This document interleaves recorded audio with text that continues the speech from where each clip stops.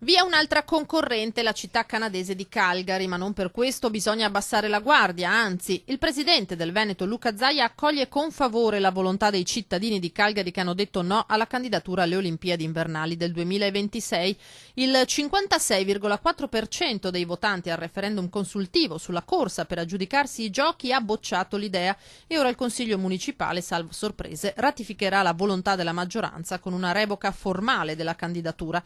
Restano in corsa Cortina, Milano e Stoccolma e anche la capitale svedese deve fare i conti con malumori sul piano politico ed economico tra governo e autorità locali. Si perde il referendum a Calgary, che significa che dovrebbe uscire di scena anche Calgary. Restiamo in due, Stoccolma e Milano e Cortina. Noi abbiamo un'ottima candidatura, questo ormai ce lo riconoscono tutti a livello internazionale e la dedichiamo a tutti quelli che dicevano che scherzavamo.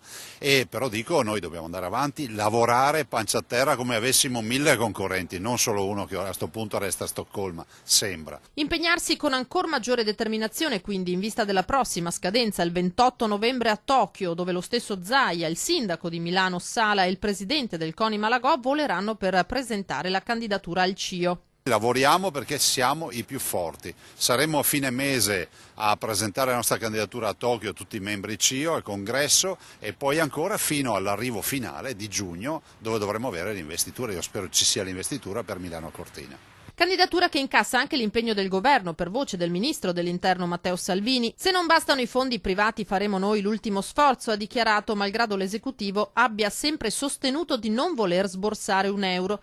Ho visto il progetto, è uno di quelli a minore impatto economico della storia, anche perché moltissime infrastrutture già ci sono, ha detto Salvini.